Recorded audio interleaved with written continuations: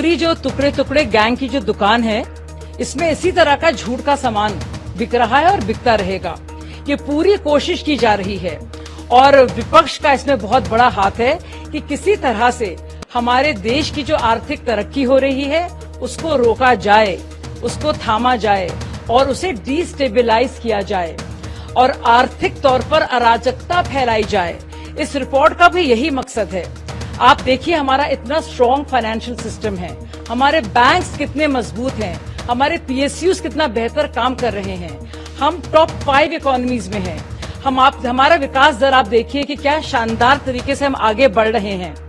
लेकिन कई लोगों को और कई देशों को ये बर्दाश्त नहीं है और ये वही टूल किट आपका गैंग है जो बाकायदा इस्तेमाल कर रहा है इन तरह की रिपोर्ट्स को। चाहे वो बीबीसी की फिल्म आती है तो कभी इस तरह की रिपोर्ट्स आती हैं या फिर पेगासस मामले उठाए जाते हैं, जो उठाए तो जाते हैं सिर्फ और सिर्फ सरकार को और देश को बदनाम करने के लिए, लेकिन उसका असली में उसके पीछे क्या सच है ये सामने नहीं आता, क्योंकि ये भी जानते हैं कि पूरी तरह से ये कवर अप है, छुपाने का काम है और देश को बदनाम करने के लिए इस तरह के झूठे कैंपेन्स लगातार चलाए जा रहे हैं जो प्रायोजित हैं और पूरी तरह से सुनियोजित हैं।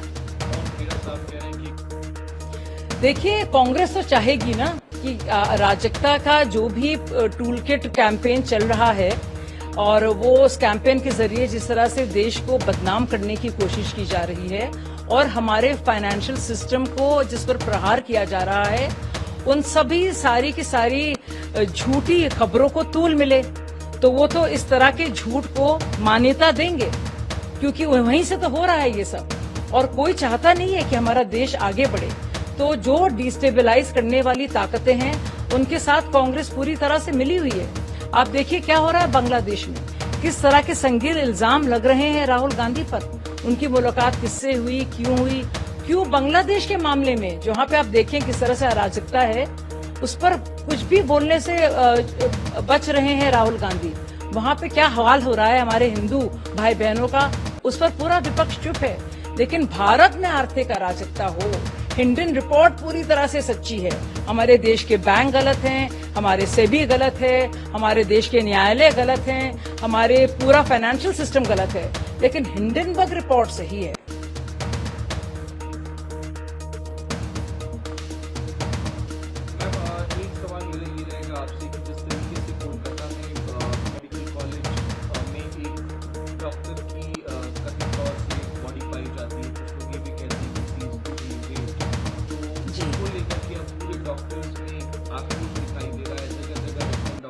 देखिए, ना सिर्फ डॉक्टर्स में बल्कि पूरे देश में एक शॉक की वेव है और यकीन नहीं आ रहा है कि एक यंग डॉक्टर के साथ जो अपनी ड्यूटी कर रही थी, किस तरह से उसके साथ रेप होता है, उसके पूरे शरीर में चोटें आई हैं और उसके बाद उसकी हत्या की गई है। लेकिन आप ये देखिए कि वहाँ की सरकार कितनी निर्लज है और ये पूरा विपक्ष आप देखिए, इनके देखिए कितने निर्लज हैं ये लोग कि उस पर एक भी उनका ना तो बयान आया है, ना उनकी तरफ से माफी आई है, ना जांच की मांग आई है, ना उन्होंने उस सरकार को के बारे में और उसका जो इनएक्शन रहा है और जिस तरह का वहाँ प्रबंधन है, एक भी चीज उन्होंने बोली है। पूरी तरह से खामोश हैं सब लोग, क्योंकि ये जो एक हमारी बहन की, एक डॉक्टर बच्ची की जो मौत हुई है और उसके साथ रेप हुआ है, वो पश्चिम बंगाल में हुआ है, तो जाहिर है सब लोग चुप रहेंगे। अच्छा, आम आदमी पार्टी के मुख्यमंत्री मनीष सिसोदिया बाहर हैं, उनको इलेक्शन इंचार्ज बना दिया गया। देखिए, आम आदमी पार्टी के दृष्टिकोण से और उनके नेताओं के पॉइंट ऑफ व्यू से ये बहुत सही फैसला है, क्योंकि जाहिर है इलेक्शन आ रहे हैं, शराब की बोतलें बांटनी पड़ेंगी, उसका प्रबंधन करना पड़ेगा, कैसे डिस्ट्रीब्यूशन होगा, कैसे घर घर वो शराब की बोतलें बांटेंगे, इसके तो एक्सपर्ट हैं ही मनीष जी, बहुत इतना अनुभव उनका रहा है, तो उनके हिसाब से बहुत सही डिसीजन है। लेकिन आप ये सोचिए, ये लोग जो कह रहे हैं कि अगर सब लोग हम लोग मिल जाएं तो 24 घंटे में हम अरविंद केजरीवाल को बाहर निकाल देंगे, तो ये क्या कहना चाह रहे हैं? बांग्लादेश में आपने देखा है क्या किया है वहाँ पे बाकायदा जो चीफ जस्टिस है, सुप्रीम कोर्ट में घुसकर लोगों ने उनका रेजिग्नेशन लेटर, उनका त्याग पत्र उनसे लिखवाकर उनको बाहर निकाला है। तो कुछ इस तरह की मंशा है मनीष सिसोदिया की। क्या कहना चाह रहे हैं? क्या ये सारे फैसले हमारे सुप्रीम कोर्ट नहीं लेगा, बाकी कोर्ट्स नहीं लेंगे? क्या हमारी लोकतांत्रिक प्रणाली को चुनौती दे रहे हैं? क्या वो हमला करने की बात कर रहे हैं? क्या वो इस तरह से बाकायदा गुमराह कर रहे हैं लोगों को और कह रहे हैं कि सब लोग मिल जाएं, मिलजुल कर सुप्रीम कोर्ट को क्या ये लोग चुनौती देंगे? और क्या चीफ जस्टिस को इस तरह से ललकार कर वो त्यागपत्र लेकर अरविंद केजरीवाल की रिहाई करेंगे? क्या मतलब है उनका इस बात से कि 24 घंटे के अंदर हम रिहाई कर लेंगे? मतलब वो क्या कहना चाह रहे हैं? वो किसको चुनौती दे रहे हैं? ये बहुत ही संगीन सवाल है और आप लोग जरूर ये सवाल पूछिए, इनका ये कहने का क्या मतलब है कि अगर 24 घंटे हमें मिल गए और हम लोग सब एक साथ हो जाएं, पूरा विपक्ष, तो हम लोग अरविंद केजरीवाल को निकलवा लेंगे? कैसे निकलवा लेंगे?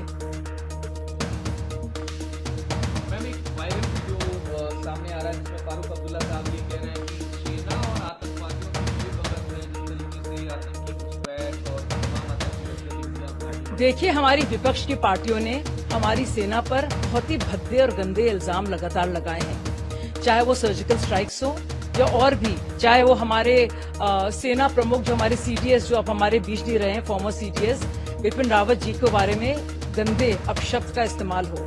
लेकिन अब तो फारूक अब्दुल्ला जी ने हद पार कर दी है। कभी वो चेताते हैं कि हम लोग अगर मुज़ाकरात या बातचीत नहीं करेंगे तो पाकिस्तान एक न्यूक्लियर नेशन है, यानी कि हमें उनसे डरना चाहिए। लेकिन जिस तरह से वो अब कह रहे हैं कि हमारी देश की सेना और हमारी आर्मी मिली हुई है आईएसआई के साथ, पाकिस्तान के साथ, और उसके चलते ये सब संभव है, इससे ज्यादा घिनौनी और सेडिशियस बात, देशद्रोह की बात नहीं हो सकती। मुझे लगता है ना सिर्फ वो माफी मांगे, लेकिन पूरा इंडिया अलायंस इस पर उनका क्या रुख है साफ करें। क्या वो हमारी सेना के बारे में इस तरह की बात करेंगे?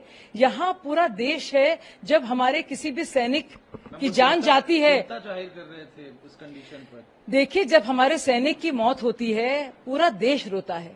और आप देखिए किस तरह का यह बयान है। ये वो बाकायदा हमारी सेना पर इस तरह के इल्जाम लगा रहे हैं, जो क्या वो हमारी सेना को पाकिस्तानी आर्मी के साथ कंपेयर कर रहे हैं?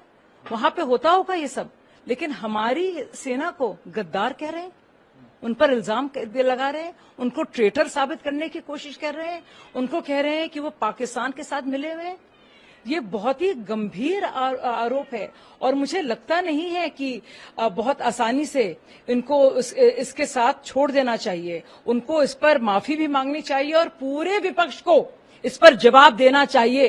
क्या वो भारतीय सेना को गद्दार समझते हैं? देखिए, हमारी विपक्ष की पार्टियों ने हमारी सेना पर बहुत ही भद्दे और गंदे इल्जाम लगातार लगाए हैं, चाहे वो सर्जिकल स्ट्राइक्स हो या और भी, चाहे वो हमारे सेना प्रमुख जो हमारे सीडीएस जो अब हमारे बीच नहीं रहे हैं, फॉर्मर सीडीएस बिपिन रावत जी के बारे में गंदे अपशब्द का इस्तेमाल हो। लेकिन अब तो फारूक अब्दुल्ला जी ने हद पार कर दी है। कभी वो चेताते हैं कि हम लोग अगर मुज़ाकरात या बातचीत नहीं करेंगे तो पाकिस्तान एक न्यूक्लियर नेशन है, यानी कि हमें उनसे डरना चाहिए। लेकिन जिस तरह से वो अब कह रहे हैं कि हमारी देश की सेना और हमारी आर्मी मिली हुई है आईएसआई के साथ, पाकिस्तान के साथ, और उसके चलते ये सब संभव है, इससे ज्यादा घिनौनी और सेडिशियस बात, देशद्रोह की बात नहीं हो सकती। मुझे लगता है ना सिर्फ वो माफी मांगे, लेकिन पूरा इंडिया अलायंस इस पर उनका क्या रुख है साफ करें। क्या वो हमारी सेना के बारे में इस तरह की बात करेंगे? यहाँ पूरा देश है, जब हमारे किसी भी सैनिक की जान जाती है, जाहिर कर रहे थे उस कंडीशन पर। देखिए, जब हमारे सैनिक की मौत होती है पूरा देश रोता है। और आप देखिए किस तरह का यह बयान है। ये वो बाकायदा हमारी सेना पर इस तरह के इल्जाम लगा रहे हैं, जो क्या वो हमारी सेना को पाकिस्तानी आर्मी के साथ कंपेयर कर रहे हैं? वहां पे होता होगा ये सब, लेकिन हमारी सेना को गद्दार कह रहे हैं, उन पर इल्जाम लगा रहे हैं, उनको ट्रेटर साबित करने की कोशिश कर रहे हैं, उनको कह रहे हैं कि वो पाकिस्तान के साथ मिले हुए हैं। ये बहुत ही गंभीर आरोप है और मुझे लगता नहीं है कि बहुत आसानी से इनको इसके साथ छोड़ देना चाहिए। उनको इस पर माफी भी मांगनी चाहिए और पूरे विपक्ष को इस पर जवाब देना चाहिए। क्या वो भारतीय सेना